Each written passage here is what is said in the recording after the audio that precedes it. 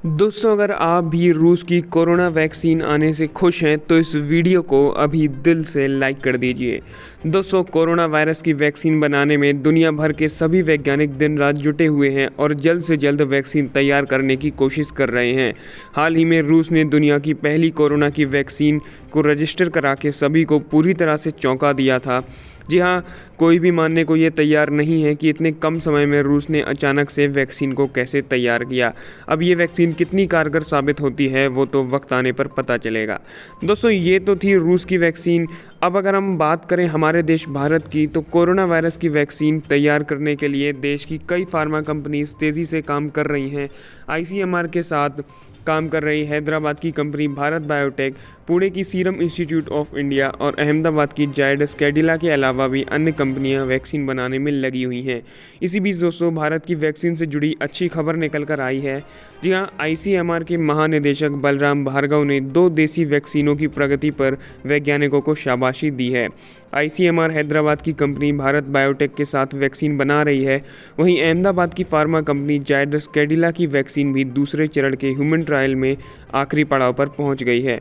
Pharma company Zydus Cadila ने कहा कि उसके प्रस्तावित कोविड-19 के टीके ज़ाइकोव डी के पहले चरण का चिकित्सीय परीक्षण पूरा हो गया है और अब इसका दूसरे चरण का जो है वो ट्रायल सफलतापूर्वक जा रहा है और ऐसे में ये माना जा रहा है कि अब ह्यूमन ट्रायल का तीसरा चरण भी 100% सफल रहेगा और उसके बाद अब दुनिया की दूसरी कोरोना वैक्सीन भारत ही ला कर देगा। ऐसे में दोस्तों, ये हम सभी के लिए बहुत ही खुशी की बात होगी और इसी बात पर आप इस वीडियो को एक लाइक तो कर ही दीजिए और साथ ही साथ नीचे कमेंट में जय हिंद भी ज़रूर लिखिएगा। आपको बता दें, जायडस कैडिला कंपनी ने ये कहा है कि पहले चरण के चिकित्सीय परीक्षण में ज़ाइकोव डी को सुरक्षित और सहनीय पाया गया है और दूसरे चरण के ह्यूमन ट्रायल में हमें काफ़ी पॉजिटिव रिजल्ट्स देखने को मिले हैं। ऐसे में कोरोना की देसी वैक्सीन की प्रगति की दिशा में ये बड़ी कामयाबी मानी जा रही है। जायडस कैडिला के चेयरमैन पंकज आर पटेल ने कहा कि दूसरे चरण में दी गई दवा में ज़ाइकोव डी को सुरक्षित पाना एक महत्वपूर्ण पड़ाव है जिसे हासिल किया गया। उन्होंने कहा कि पहले चरण में जिन लोगों पर भी चिकित्सीय परीक्षण किया गया उनकी दवा देने के 24 घंटे तक चिकित्सा यूनिट में पूरी तरह से देखभाल की गई। उसके बाद 7 दिन बाद उनकी निगरानी की गई जिसमें टीके को पूरी तरह से सुरक्षित पाया गया। पंकज पटेल ने कहा, अब हम तीसरे चरण का चिकित्सीय परीक्षण शुरू करने जा रहे हैं और बड़ी जनसंख्या में इस दवा से होने वाले बचाव और रोग प्रतिरोधक क्षमता पैदा करने की इसकी ताकत का मूल्यांकन किया जाएगा। जायडस कैडिला को पिछले महीने उसके कोविड-19 के उपचार के लिए तैयार टीके के मानव परीक्षण की घरेलू प्राधिकरण से अनुमति प्राप्त हुई थी। देश दुनिया में कोरोना वायरस संक्रमण के मामले काफ़ी ज़्यादा बढ़ते जा रहे हैं और इसी बीच ये दूसरी भारतीय दवा कंपनी है जिसे सरकार की तरफ से परीक्षण की अनुमति मिली है। ऐसे में दोस्तों, भारत में वैक्सीन की उपलब्धता को लेकर चिंता करने वाली बात नहीं है। सब कुछ ठीक रहा तो भारत में जल्द ही वैक्सीन आम लोगों के लिए कोरोना की वैक्सीन उपलब्ध हो जाएगी। इससे पहले भारत की जो है पहली कोविड-19 टीके कोवैक्सीन के परीक्षण की अनुमति भारत बायोटेक को दी गई। भारत बायोटेक ने ICMR और नेशनल इंस्टीट्यूट ऑफ वायरोलॉजी के साथ मिलकर कोरोना वायरस के इलाज में संभावित रूप से काम आने वाले इस टीके को तैयार किया है। लेकिन दोस्तों, वैक्सीन तैयार हो जाने के बाद एक अहम सवाल ये भी बनता है कि ये सबसे पहले किसे मिलेगी। जी हाँ, खबरों के मुताबिक इसको लेकर सरकारी स्तर पर चर्चा चल रही है। वैक्सीन देने की प्राथमिकता को लेकर केंद्रीय स्वास्थ्य सचिव राजेश भूषण ने कहा था कि इस बारे में अब तक कोई आखिरी निर्णय नहीं हुआ है। हालांकि उन्होंने साथ ही साथ इशारे में ये ज़रूर बता दिया कि स्वास्थ्य कर्मियों को प्राथमिकता मिल सकती है। उन्होंने कहा था कि सरकार के बाहर इस बात पर सहमति बन रही है कि वैक्सीन पर स्वास्थ्य कर्मियों का दावा सबसे ज़्यादा बनता है। केंद्रीय स्वास्थ्य सचिव ने कहा था कि वैक्सीन पर प्राथमिकता को लेकर ये भी दिखेगा कि समाज और देश उस काम की कितनी सराहना करता है जो इन फ्रंट लाइन स्वास्थ्य कर्मियों ने की है। जी हाँ, इसका फ़ायदा आम लोगों को भी पहुंचेगा। कारण ये है कि वैक्सीन से सुरक्षित होकर स्वास्थ्यकर्मी सेवा में डटे रहेंगे और उनकी कहीं पर भी शॉर्टेज नहीं होगी। वैक्सीन बनने के बाद स्वास्थ्य कर्मियों को ही सबसे पहले मिलेगी। इस पर अभी कोई निर्णय तो नहीं लिया गया है, लेकिन उन्हें दिए जाने पर आम राय बनती दिख रही है। जी हाँ, कोई प्रायोरिटी लिस्ट अभी तक नहीं बनी है, लेकिन अगर बनी गई तो स्वास्थ्य कर्मियों के बाद उसमें दूसरा नंबर किसका होगा। इस पर स्वास्थ्य सचिव ने कहा था कि बुजुर्ग, अन्य बीमारियों से ग्रस्त और ऐसे लोग जिन्हें ना कोई अन्य बीमारी है ना ही वह बुजुर्ग हैं लेकिन उनकी सामाजिक आर्थिक स्थिति ठीक है, ऐसे लोग भी हो सकते हैं। उन्होंने कहा कि इन सब बातों पर इस समय विचार किया जा रहा है और एक जो फाइनल डिसीजन निकल कर आएगा तो उसके बाद हम सभी को पता चलेगा कि आखिर वैक्सीन किस तरह से किसको मिलने वाली है। लेकिन दोस्तों, आपको क्या लगता है, क्या जो वैक्सीन आएगी तो सबसे पहले वो स्वास्थ्य कर्मियों को ही मिलनी चाहिए या नहीं? अपनी राय नीचे कमेंट बॉक्स में ज़रूर बताइएगा। दोस्तों, पूरी दुनिया इस समय कोरोना वायरस के वैक्सीन का इंतज़ार कर ही रही थी और आखिरकार रूस ने एक बड़ा दावा करके सभी को खुश कर दिया है। जी हाँ, रूस का ये कहना है कि उसने कोरोना की पहली वैक्सीन रजिस्टर करा ली है और राष्ट्रपति व्लादिमीर पुतिन की बेटी को वैक्सीन का टीका लगाया गया। राष्ट्रपति व्लादिमीर पुतिन ने ये ऐलान किया कि ये दुनिया की पहली सफल वैक्सीन है और रूस के स्वास्थ्य मंत्रालय ने इसे मंजूरी दे दी है।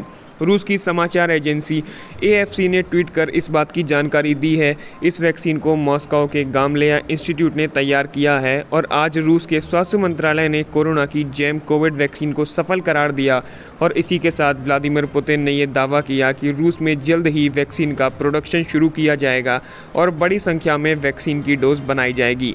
पुतिन ने बताया था कि उनकी बेटी को कोरोना संक्रमण हुआ है और उससे ये नई वैक्सीन दी गई। वैक्सीन देने के कुछ देर बाद उसका तापमान बढ़ा, लेकिन अब वो पहले से ठीक और स्वस्थ है। रूस के अधिकारियों ने बताया कि इस वैक्सीन की डोज मेडिकल अधिकारियों, अध्यापकों और दूसरे लोग जिन्हें ज़्यादा खतरा हो सकता है उन्हें दी जाएगी। पहले ये वैक्सीन 12 अगस्त को लॉन्च होने वाली थी, लेकिन उसने आज ही यानी कि 11 अगस्त को लॉन्च करके रूस ने सभी को चौंका दिया है। अब दोस्तों, यहाँ पर बात करें कि भारत को रूस की ये वैक्सीन कब तक मिलेगी, तो ऐसा माना जा रहा है कि सितंबर में रूस वैक्सीन का भारी मात्रा में प्रोडक्शन करना शुरू करेगा और सबसे पहले भारत को ही ये वैक्सीन मिल सकती है। जी हाँ दोस्तों, ऐसे में ये हम सभी के लिए बहुत ही खुशी की बात है और इसी बात पर इस वीडियो को एक लाइक तो कर ही दीजिए और साथ ही साथ नीचे कमेंट में जय हिंद भी ज़रूर लिखिएगा। अब अगर रूस की इस वैक्सीन को विश्व स्वास्थ्य संगठन की ओर से मंजूरी मिल जाती है तो ये दुनिया भर के लिए एक बड़ी राहत साबित हो सकती है। रूस में अब तक 9 लाख कोरोना के मामले सामने आ चुके हैं और 15,000 से ज़्यादा लोग इसकी चपेट में आकर अपनी जान गंवा चुके हैं। रूस के प्रधानमंत्री के अलावा कैबिनेट के दूसरे मंत्री भी कोरोना की चपेट में आ गए हैं और उनका इलाज चल रहा है। रूस ने महीने भर पहले से वैक्सीन तैयार करने का दावा कर दिया था और कहा था कि 10 से 12 अगस्त के बीच वैक्सीन रजिस्टर हो जाएगी, लेकिन ब्रिटेन और अमेरिका रूस की वैक्सीन पर भरोसा नहीं करते हैं।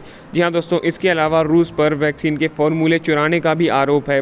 रूसी एजेंसी तास के अनुसार मंगलवार को देश के शीर्ष अधिकारियों के नेतृत्व में एक बैठक बुलाई गई जिसमें राष्ट्रपति व्लादिमीर पुतिन ने ये कहा है कि जहां तक मुझे पता है आज सुबह दुनिया में पहली बार कोरोना वायरस संक्रमण से बचने की एक वैक्सीन रजिस्टर कर ली गई है। दोस्तों, आपको बता दें कि कई सारे देश रूस की इस वैक्सीन को लेने से कतरा रहे हैं, लेकिन अगर रूस की ये वैक्सीन पूरी तरह से सफल साबित होती है तो ये दुनिया भर के लिए बहुत ही अच्छी खबर होगी। पुतिन ने स्वास्थ्य मंत्री मिखाइल मुराशको से इस बारे में विस्तृत जानकारी देने को कहा है। मिखाइल ने बताया कि रूस की वैक्सीन प्रभावी तरीके से काम करती है और अच्छी इम्यूनिटी पैदा करती है। मिखाइल ने जोर देते हुए कहा कि इस वैक्सीन के लिए सभी ट्रायल पूरे किए जा चुके हैं। रूस के स्वास्थ्य मंत्रालय ने यह भी कहा है कि वैक्सीन के ट्रायल के परिणाम सामने आए हैं और ये देखा गया है कि वैक्सीन से मरीज के शरीर में इम्यूनिटी पैदा होती है। अभी तक वैक्सीन को लेकर किसी मरीज में कोई भी साइड इफ़ेक्ट देखने को नहीं मिला है। रूस ने दावा किया कि उसने जो वैक्सीन तैयार की है वो क्लिनिकल ट्रायल में 100% सफल हुई है। ऐसे में दोस्तों, रूस के इन दावों से तो ये साफ लग रहा है कि रूस की ये वैक्सीन कोरोना के खात्मे में काफ़ी ज़्यादा मददगार साबित होगी। अब ऐसे में देखते हैं कि आगे क्या होता है। अब दोस्तों, आपको बता दें कि कोरोना कहर के बीच चीन में एक नई संक्रामक बीमारी ने दस्तक दी है। जी हां, इस संक्रमण से 7 लोगों की मौत हो चुकी है, जबकि इससे संक्रमित होने वालों की संख्या 60 के पार चली गई है। इस नई बीमारी ने चीन में लोगों की चिंता बढ़ा दी है। चीन में इस नई संक्रामक बीमारी ने पांव पसारना शुरू कर दिया है। चीन के सरकारी मीडिया ने हाल ही में इस बात की आशंका जताई है कि इंसानों के बीच ये संक्रमण फैल सकता है। इससे चीन में अब तक 7 लोगों की मौत हो चुकी है, जबकि 60 से ज़्यादा लोग बीमार हैं। खबरों के मुताबिक पूर्व चीन के जिग्यांसू प्रांत में अब तक SFTS वायरस से 37 से अधिक लोग संक्रमित हो चुके हैं, जबकि अनहुई प्रांत में 23 से ज़्यादा लोगों के संक्रमित होने की खबरें सामने आई हैं। फिलहाल चीन की शीर्ष स्वास्थ्य एजेंसी ने इस मामले में गंभीरता और संवेदनशीलता दिखाई है, जिसकी वजह से उन्होंने कुछ ज़्यादा इस पर अलर्ट नहीं किया है। लेकिन दोस्तों, अच्छी बात यह है कि वैज्ञानिकों का ये मानना है कि इस नए वायरस को भी कोरोना की वैक्सीन से ख़त्म किया जा सकता है। इसी बात पर दोस्तों, इस वीडियो को एक लाइक तो कर ही दीजिए और साथ ही साथ नीचे कमेंट में जय हिंद भी ज़रूर लिखिएगा।